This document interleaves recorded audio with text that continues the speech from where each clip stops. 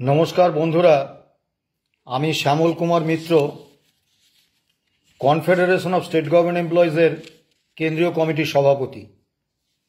আপনাদের কাছে যে বিষয়টা নিয়ে আজকে এলাম, যে আপনারা অনেকেই ফেসবুকে, একাধিক সংবাদ মাধ্যমে, বিভিন্ন পোর্টালে, ইউটিউব চ্যানেলে খেয়াল করেছেন যে গত 5ই অক্টোবর কুচবিহার থেকে একটা পদযাত্রা শুরু হয়েছে ওয়েস্ট বেঙ্গল হেলথ স্কিমে শিক্ষক শিক্ষাকর্মীদের অন্তর্ভুক্তির দাবিতে, এবং সেই পদযাত্রা আগামী 24শে অক্টোবর নবান্নে এসে শেষ হবে।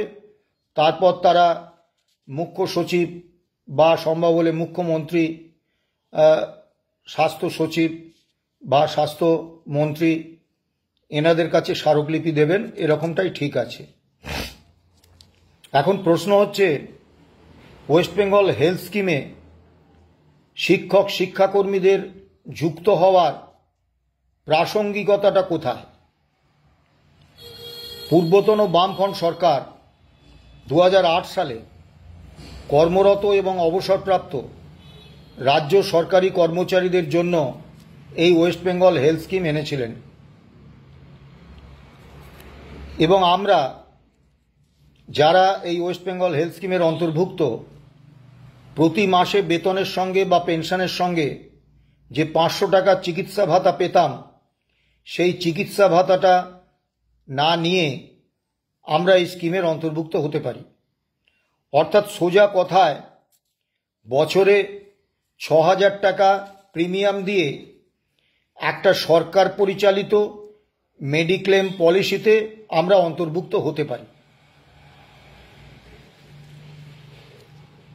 শিক্ষক শিক্ষাকর্মীদের জন্য এই WBCS, এই ওয়েস্ট বেঙ্গল হেলথ স্কিম, এটা কিন্তু কার্যকর হয়নি, দীর্ঘদিন ধরে দাবি আছে।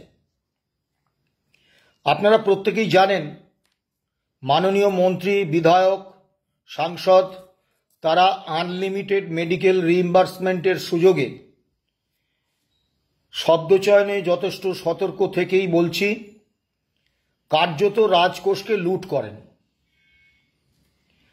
মাননীয় বিচারপতিদের চিকিৎসার ভার রাজ্য সরকার নেন, পছন্দের একাধিক বিচারপতিকে বিদেশে নিয়ম বহির্ভূতভাবে চিকিৎসার সুযোগ পাইয়ে দেওয়ার জন্য রাজ্য সরকার ভূমিকা নিয়েছেন, বেআইনিভাবে বিপুল অর্থ ব্যয় করেছেন, এরকম উদাহরণও আছে, এবং বিনিময়ে সংশ্লিষ্ট বিচারপতি রায় দেওয়ার সময় রাজ্য সরকারের চাহিদা পূরণ করেছেন, এরকম উদাহরণও আছে। পদস্থ সরকারি আমলা যারা, তারা বা তাদের পরিবারের কেউ অসুস্থ হয়ে পড়লে তাদের জন্য দুটো সুযোগ আছে।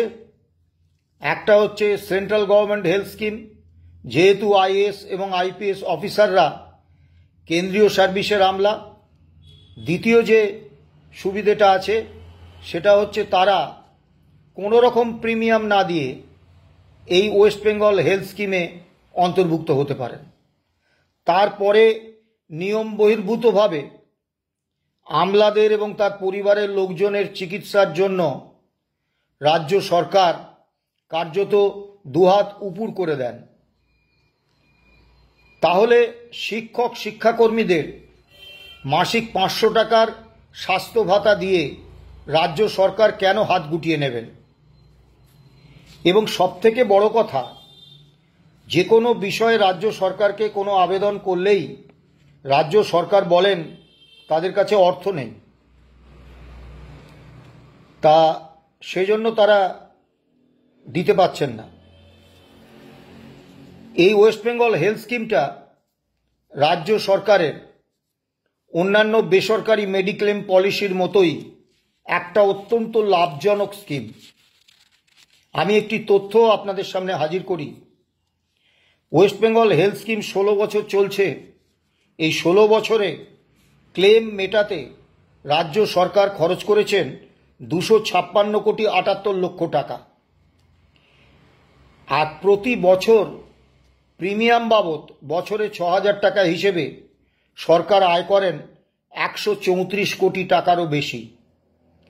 অর্থাৎ 2 বছরের প্রিমিয়ামের টাকায় রাজ্য সরকার 16 বছরের ক্লেম মেটানোর জন্য যে অর্থ 256 কোটি 78 লক্ষ টাকা মিটিয়েও কিছু টাকা রাজকোষে পড়ে আছে এবং 14 বছরের প্রিমিয়ামের টাকা রাজকোষে এই প্রকল্পের লাভ হিসেবে গিয়েছে। অর্থাৎ এটা সরকারের একটা লাভজনক প্রকল্প। তা সেই প্রকল্পে বার্ষিক 6000 টাকা প্রিমিয়াম দিয়ে মাসিক 500 টাকার স্বাস্থ্য ভাতা ফর্গো করে শিক্ষক শিক্ষাকর্মীরা যদি আসতে চান, তাহলে রাজ্য সরকারের আপত্তিটা কোথায়? এখানে তো তাকে বাড়তি 1 পয়সা খরচ করতে হচ্ছে না। শিক্ষক শিক্ষাকর্মীদেরও তো সপরিবারে সরকারি স্কিমে চিকিৎসা পাওয়ার অধিকার আছে। এই ওয়েস্ট বেঙ্গল হেলথ স্কিমে শিক্ষক শিক্ষাকর্মীদের অন্তর্ভুক্তি কোনো দয়ার দান বা কোনো অনুকম্পা নয়, এটা তাদের অধিকার। এই অধিকারটা তাদের দিতে, এটা তো একটা সামান্য বিষয়, এটা দিতে রাজ্য সরকারের এত কুণ্ঠা কেন? দীর্ঘদিন ধরে এ নিয়ে দাবি আন্দোলন চলছে।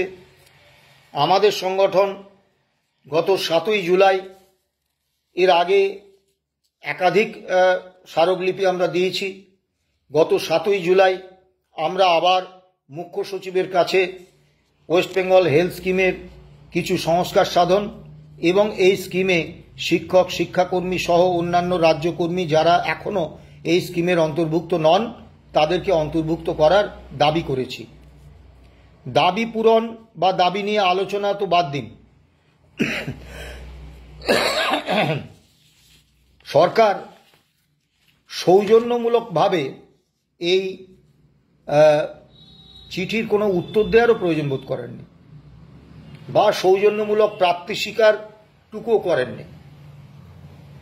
ফলে অনুপ সাউ, শ্রীমন্ত ঘোষ, লুৎফুল হক, সিদ্ধানন্দ পুরকাইত, অরুণ দাস, এদের মতো একগুচ্ছ শিক্ষক এবং শিক্ষাকর্মী, তরুণ শিক্ষক, তরুণ শিক্ষাকর্মী, তারা আমার ভাতৃপ্রতিম। তারা গত 5 তারিখ থেকে কুচবিহারের সাগরদিঘি ডিআই অফিস থেকে পদযাত্রা শুরু করেছেন। আজকে গাজলে গতকাল রাতে 9ম দিনে তারা এসে পৌঁছেছিলেন, আজকে 10ম দিন। আজকে তাদের পদযাত্রা গাজল থেকে আদিনা হয়ে মালদার দিকে রওনা হয়েছে এবং আজকে সন্ধ্যাবেলায় তাদের মালদা পৌঁছানোর কথা।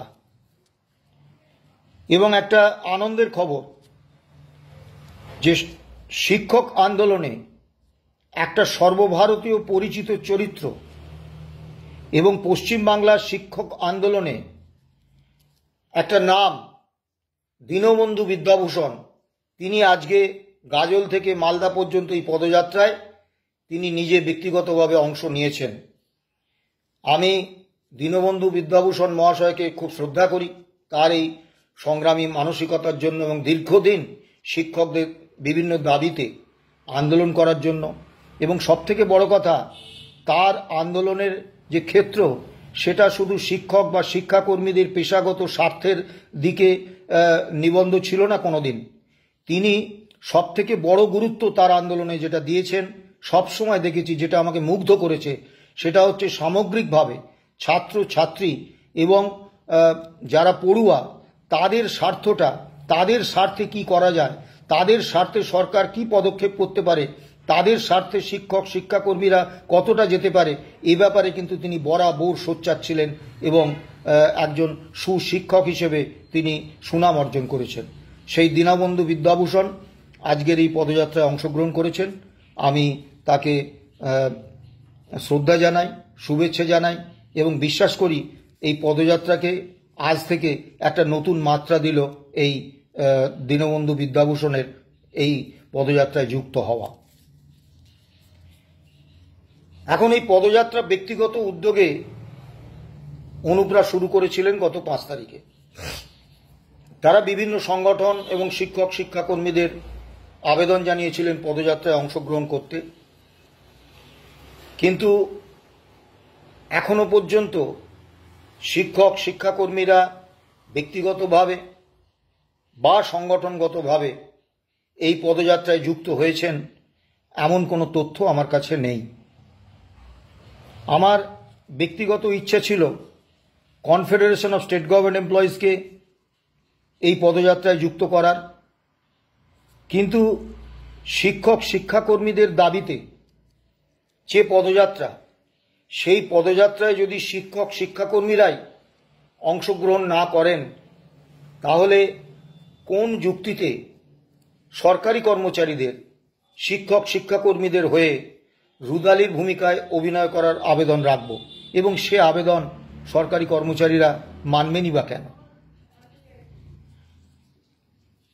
যে কোনো আন্দোলনে কয়েকজন মানুষকে এগিয়ে আসতে হয়, এবং ওই কোচবিহার থেকে গাজল পর্যন্ত এই দীর্ঘ পদযাত্রায় অনুব্রা প্রত্যেকে শারীরিকভাবে ভয়ঙ্কর বিপর্যস্ত।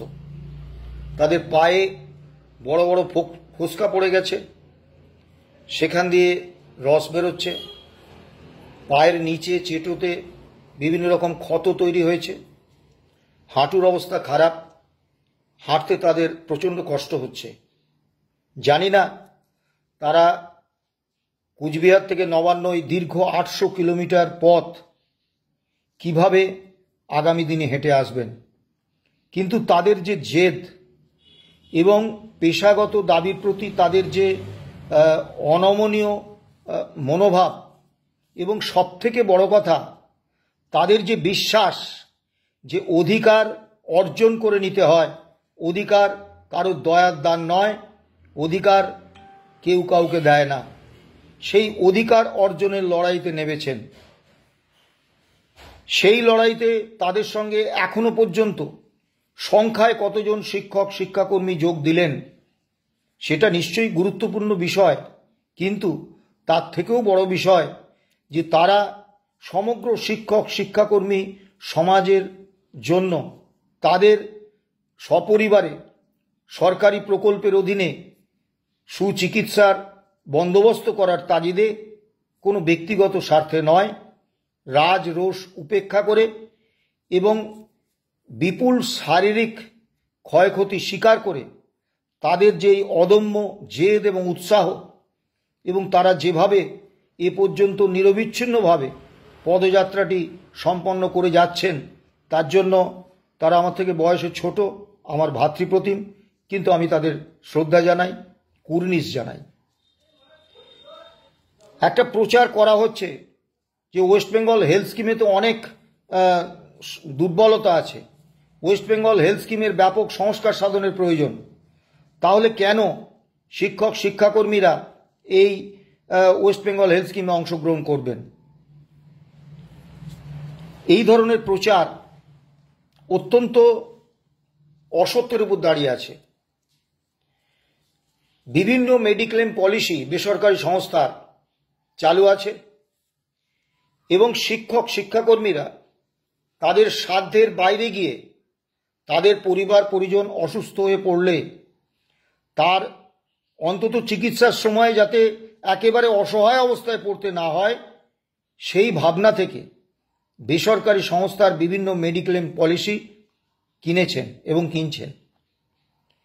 কিন্তু সেই সব পলিসির প্রিমিয়াম প্রতি বছর বাড়ছে, এবং তারা পলিসি করাবার সময় যে যে সুযোগ সুবিধার কথা বলেন, পরবর্তীকালে যখন সত্যিই অসুস্থ হয়ে হাসপাতালে ভর্তি হতে হয় তখন সেই সব সুযোগ সুবিধার অনেকগুলি কিন্তু পাওয়া যায় না।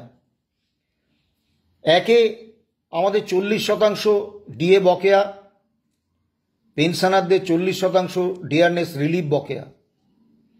কবে রাজ্য সরকার ডিএ দেবেন, কবে সুপ্রিম কোর্টের রায় বেরোবে, সবটাই অনিশ্চিত। শিক্ষক শিক্ষাকর্মীদের, বিশেষত প্রাথমিক শিক্ষক যারা অবসর নিয়েছেন দীর্ঘদিন আগে, তাদের পক্ষে সত্যি এই মানে চিকিৎসা কেনা বা বেসরকারি সংস্থার মেডিক্লেম পলিসি করানো সত্যিই অসম্ভব। আর বাস্তবে ওয়েস্ট বেঙ্গল হেলথ স্কিমের যতই সীমাবদ্ধতা থাকুক, যতই ওয়েস্ট বেঙ্গল হেলথ স্কিমের সংস্কারের প্রয়োজন থাকুক, আমি সে বিষয়ে আসব, কিন্তু একথা দ্ব্যর্থহীন ভাষায় বলতে পারি, এই ওয়েস্ট বেঙ্গল হেলথ স্কিমের একজন পলিসি হোল্ডার বা একজন গ্রাহক হিসেবে, যে ভারতবর্ষে এমন কোনো বেসরকারি সংস্থার কোনো মেডিক্লেম পলিসি নেই যে মেডিক্লেম পলিসি এই ওয়েস্ট বেঙ্গল হেলথ স্কিমের থেকে উন্নত মানের বা শিক্ষক, শিক্ষাকর্মী বা কর্মচারীদের ক্ষেত্রে ওয়েস্ট বেঙ্গল হেলথ স্কিমের থেকে এই অন্য মেডিক্লেম পলিসির থেকে ওয়েস্ট বেঙ্গল হেলথ স্কিম অনেক অনেক অনেক উন্নত। আগে ওয়েস্ট বেঙ্গল হেলথ স্কিমে আমরা অংশগ্রহণ করি, তারপরে তার সংস্কার সাধনের চিন্তাভাবনা করা যাবে। দীর্ঘ 42 বছর সংগঠন করছি, সেই অভিজ্ঞতা থেকে যে রূঢ় বাস্তবটা উপলব্ধি করেছি তা হচ্ছে সরকারি কর্মচারী, শিক্ষক, শিক্ষাকর্মী, বোর্ড, কর্পোরেশন, পঞ্চায়েত, পুরসভা, তাদের কর্মচারীদের সংখ্যাগরিষ্ঠ অংশ সর্বদা সরকারের সঙ্গে থাকতে ভালোবাসেন। কখনো সরকারকে চোখের মণির মতো, কখনো বুকের হৃৎপিণ্ডের মতো, কখনো পেটের লিভারের মতো রক্ষার স্বঘোষিত দায়বদ্ধতা নিয়ে তারা কর্মচারী আন্দোলন থেকে দূরে সরে থাকেন।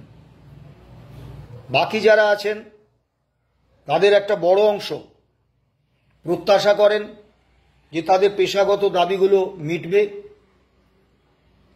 প্রত্যাশা করেন যে 4 বছরের যে বকেয়া রাজ্য সরকার দেয়নি সেটা রাজ্য সরকার দেবেন, প্রত্যাশা করেন 40% বকেয়া ডিএ পাওয়া যাবে, প্রত্যাশা করেন কেন্দ্রীয় হারে বাড়ি ভাড়া ভাতা, সিটি কম্পেনসেটরি অ্যালাউন্স, শিক্ষা ভাতা, পরিবহন ভাতা এগুলো পাওয়া যাবে, প্রত্যাশা করেন ওয়েস্ট বেঙ্গল হেলথ স্কিমে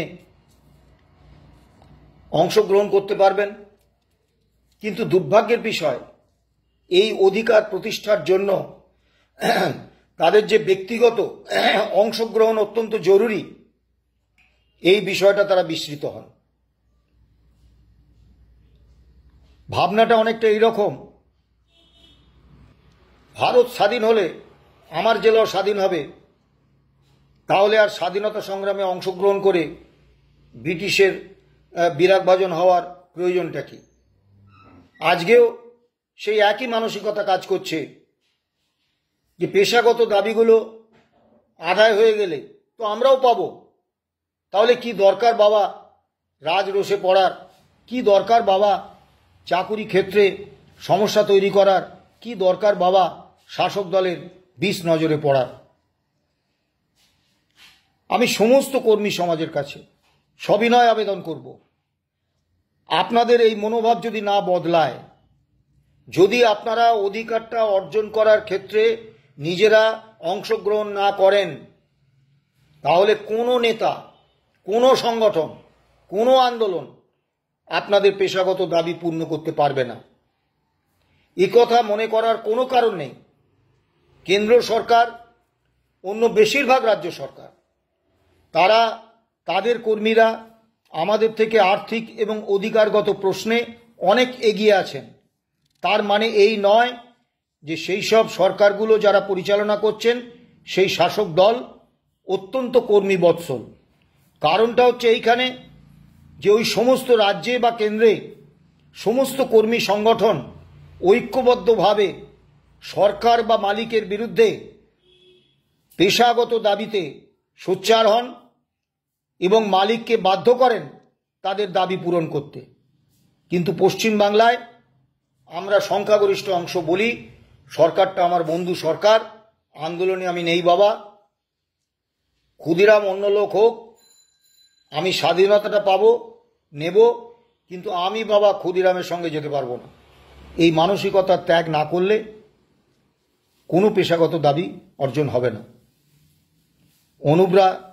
অনুপ, শ্রীমন্ত, লুৎফুল, সিদ্ধানন্দ, অরুণ, আরও কয়েকজন রয়েছেন, তারা সংখ্যায় কম, কিন্তু তারা যে মহৎ উদ্দেশ্যে এবং সমগ্র শিক্ষক শিক্ষাকর্মী সমাজের কাছে এই অতি প্রয়োজনীয় ওয়েস্ট বেঙ্গল হেলথ স্কিমটা পৌঁছে দেওয়ার জন্য জীবনপণ লড়াই নেমেছেন, শিক্ষক শিক্ষাকর্মী সমাজের কিন্তু সংগঠনগতভাবে হোক ব্যক্তিগতভাবে হোক এই লড়াইয়ে অংশ নেওয়া দরকার, প্রয়োজন। আবারও বলছি, ওয়েস্ট বেঙ্গল হেলথ স্কিমে কিছু অসঙ্গতি আছে। যেমন ধরুন, এই হেলথ স্কিমে বেতন এবং পেনশন ভেদে বিভিন্ন উপভোক্তাদের জন্য ভিন্ন ভিন্ন সুযোগ। যারা অনেক বেশি বেতন পান, অনেক বেশি পেনশন পান, তাদের জন্য বড় কেবিন,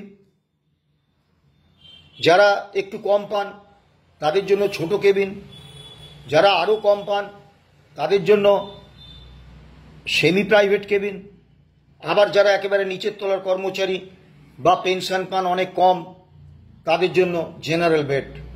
এটা অত্যন্ত অন্যায়। একটা মেডিক্লেম পলিসি, সেটা সরকার পরিচালনা করছেন, কিন্তু সেই মেডিক্লেম পলিসি নেওয়ার জন্য প্রত্যেকে ৬,০০০ টাকা করে বছরে প্রিমিয়াম দিচ্ছেন। তাহলে কেন যাদের বেতন বা পেনশন বেশি তাদেরকে এই হেলথ স্কিম বেশি সুবিধা দেবে, যাদের বেতন বা পেনশন কম তাদেরকে কম সুবিধা দেবে? দ্বিতীয় যে বিষয়টা, একজন গ্রুপ ডি কর্মচারীকেও বছরে ৬,০০০ টাকা প্রিমিয়াম দিয়ে এই স্কিমে অন্তর্ভুক্ত হতে হবে, অথচ আইএএস আইপিএস অফিসাররা যাদের জন্য সেন্ট্রাল গভর্নমেন্ট হেলথ স্কিম রয়েছে তারা কিন্তু কোনো প্রিমিয়াম না দিয়ে রাজ্য কর্মীদের প্রিমিয়ামের টাকায় এই প্রকল্পে অংশগ্রহণ করতে পারবেন। এই প্রথা, এই নিয়ম অবিলম্বে দূর হওয়া প্রয়োজন। দ্বিতীয় যে বিষয়টা, 2009 সালে এর রেট চার্ট তৈরি হয়েছিল ওয়েস্ট বেঙ্গল হেলথ স্কিমে। আজকে 2025 সাল, মোদি দিদি সরকারের সৌজন্যে স্বাস্থ্য এবং চিকিৎসা আজকে আর কোনো সরকারি পরিষেবা নেই।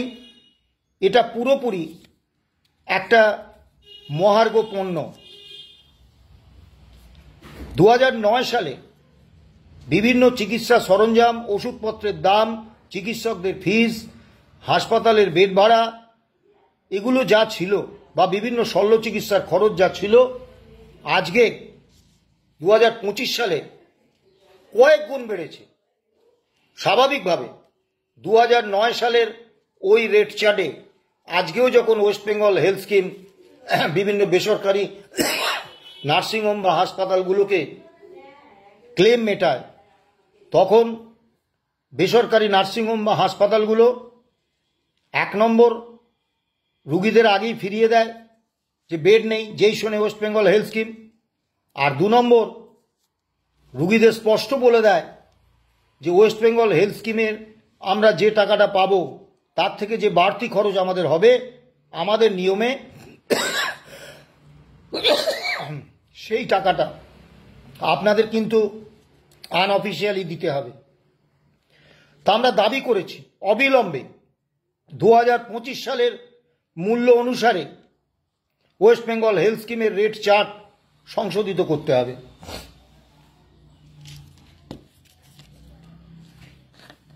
এই ওয়েস্ট বেঙ্গল হেলথ স্কিমে যে এমপ্যানেল বেসরকারি হাসপাতাল, ডায়াগনস্টিক সেন্টার, এগুলো সবই প্রায়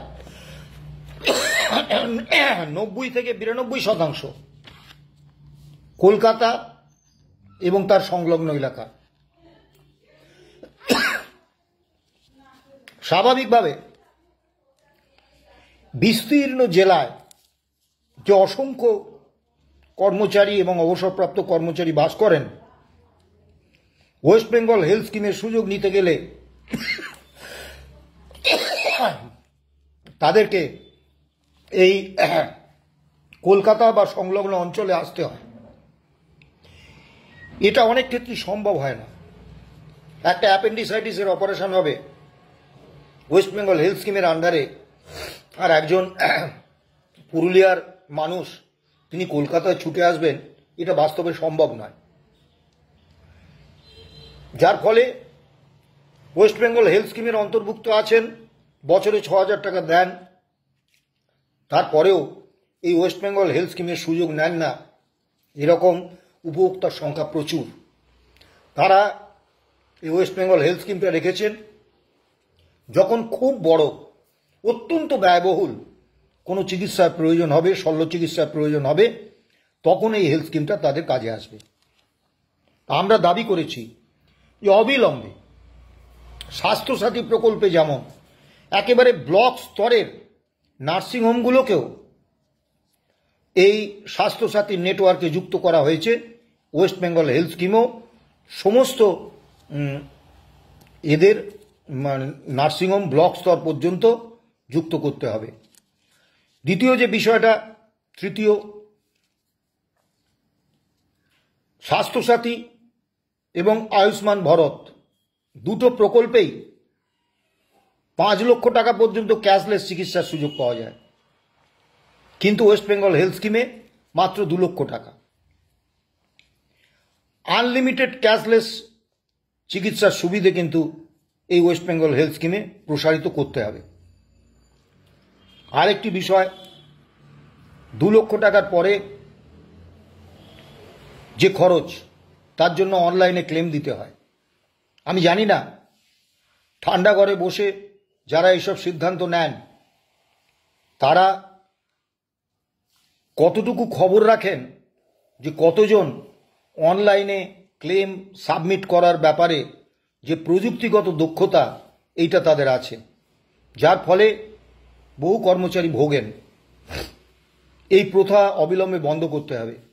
যারা অনলাইনে সাবমিশন করতে পারবেন ভালো, যারা পারবেন না তাদের জন্য প্রতি জেলায় সদর দপ্তরে, সম্ভব হলে ব্লক স্তর পর্যন্ত তাদেরকে কিন্তু পেপার সাবমিশন করার অধিকার দিতে হবে। আর এ বিষয়ে বিস্তারিত কিছুতে যাচ্ছি না, শুধু একটা কথা বলবো যে ওয়েস্ট বেঙ্গল হেলথ স্কিম অনেক সংস্কার সাধনের প্রয়োজন আছে, কিন্তু তারপরেও এই ওয়েস্ট বেঙ্গল হেলথ স্কিম কিন্তু এমন একটা স্কিম যেটা অন্য যে কোনো মেডিক্লেম পলিসির থেকে রাজ্য কর্মীদের পক্ষে লাভজনক। কাজেই সংস্কারের দাবিতে আমরা নিশ্চয়ই আন্দোলন করব, কিন্তু তার আগে শিক্ষক শিক্ষাকর্মীদের এই স্কিমে অন্তর্ভুক্ত হতে হবে। অন্তর্ভুক্ত হলে তবে তো সংস্কারের দাবিতে আন্দোলনে আপনারা সামিল হতে পারবেন। ইতিমধ্যে কেরালা, তামিলনাড়ু, পাঞ্জাব, মহারাষ্ট্র, অন্ধ্রপ্রদেশ এবং আরও বেশ কিছু সরকার তাদের সরকারি হেলথ স্কিমের অধীনে রাজ্য সরকারি কর্মচারী, শিক্ষক শিক্ষাকর্মী, বোর্ড, কর্পোরেশন, পঞ্চায়েত, পুরসভার কর্মচারীদের এনেছেন। তো তারা যদি পারেন, তা পশ্চিমবাংলার রাজ্য সরকার কেন পাবেন না? দীর্ঘায়িত করব না। শিক্ষক শিক্ষাকর্মী সমাজের কাছে একটা আবেদন থাকবে। অনেক দিন হলো, আজকে 10ম দিন, অনুপদের শারীরিক অবস্থা খুব ভালো নয়। আমি আবেগের থেকে বাস্তব পরিস্থিতি এবং যুক্তির বিষয়টা বেশি গুরুত্ব দিই। আজকে তাদের যে শারীরিক পরিস্থিতি আমি জানি না শারীরিকভাবেই তারা আর কতদিন এই পদযাত্রা টেনে যেতে পারবেন। এখনো পর্যন্ত শিক্ষক শিক্ষাকর্মীরা বড় সংখ্যায় সংগঠনগতভাবে হোক বা ব্যক্তিগতভাবে হোক এই পদযাত্রায় অংশ নেননি, কিন্তু আপনাদের দাবিতে আপনাদেরই ভাইয়েরা যে জীবনপণ লড়াইয়ে নেমেছে, সেই লড়াইয়ে আপনারা যদি তাদের সাথী না হন, আপনারা যদি তাদের সাহায্য না করেন, আপনারা যদি সেই পদযাত্রার অংশ না হন, তাহলে সেটা আপনাদের পক্ষে কতটা যুক্তিযুক্ত এটা আপনারা ভাববেন।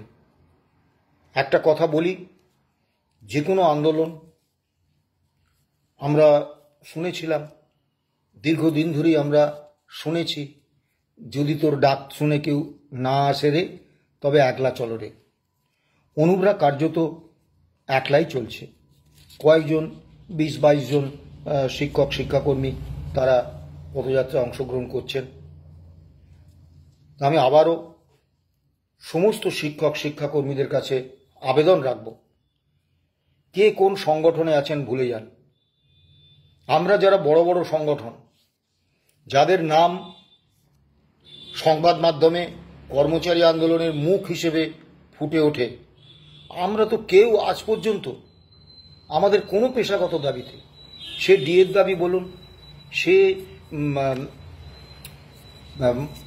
যে প্রতিহিংসামূলক বদলি নীতি তার বিরুদ্ধে বলুন, সচিবালয় যে ডিটেলমেন্ট তার বিরুদ্ধে বলুন, রূপা 2019-এ ডিএর প্রসঙ্গ না থাকা বলুন, একের পর এক সংগঠনগুলোর অধিকার কেড়ে নেওয়া হয়েছে সংগঠন করার, ইউনিয়ন করার, অ্যাসোসিয়েশন করার, তার বিরুদ্ধে আমাদের প্রত্যেকটি অর্জিত অধিকার আজকে হরণ করে নিয়েছেন সরকার। তা আমরা যারা সংবাদ মাধ্যমে অন্তত কর্মচারী আন্দোলনের মুখ হিসেবে আমাদের দেখানো হয়, আমরা তো এই সাহস দেখাইনি যে এই রকম বড় বড় দাবিতে, অত্যন্ত জ্বলন্ত দাবিতে, বা এই যে ব্যাপক নিয়োগ দুর্নীতি, স্থায়ী পদে 7 লক্ষাধিক স্থায়ী পদে কোনো নিয়োগ নেই, এই শূন্য পদে নিয়োগ করতে হবে, স্কুলগুলো তুলে দেওয়া হচ্ছে, 1 দশকে 7,000 স্কুল উঠে গেছে, 7,200, আবার সম্প্রতি 8,227টা স্কুল তুলে দেওয়ার সিদ্ধান্ত হয়েছে এবং সেই সিদ্ধান্ত কার্যকর হয়েছে। সরকারি স্কুল শিক্ষা পাঠ্যক্রম পরিকল্পিতভাবে রাজ্য সরকার তুলে দিয়েছে। তো এই সব জ্বলন্ত দাবিতে আমরা তো এই 800 কিলোমিটার পদযাত্রার মতো একটা সিদ্ধান্ত নেওয়ার সাহস দেখাতে পারিনি। সেখানে যে কটা অল্প বয়সী ছেলে এই সাহস দেখিয়েছে, আসুন না আমরা তাদের পাশে দাঁড়াই। আমি বিশ্বাস করি যে প্রত্যয়, যে দৃঢ় প্রতিজ্ঞা এবং যে মহৎ উদ্দেশ্য নিয়ে ওয়েস্ট বেঙ্গল হেলথ স্কিমে শিক্ষক শিক্ষাকর্মীদের অন্তর্ভুক্ত করার দাবিতে অনুব্রা এই পদযাত্রা করছে, সেই পদযাত্রার উদ্দেশ্য সফল হবে এবং একটা না একটা সময় সরকার বাধ্য হবে এই দাবি মেনে নিতে এবং ওয়েস্ট বেঙ্গল হেলথ স্কিম যে শিক্ষক শিক্ষাকর্মীদের একটা অধিকার, এটা প্রতিষ্ঠা হবে। ভালো থাকবেন, সুস্থ থাকবেন, নমস্কার।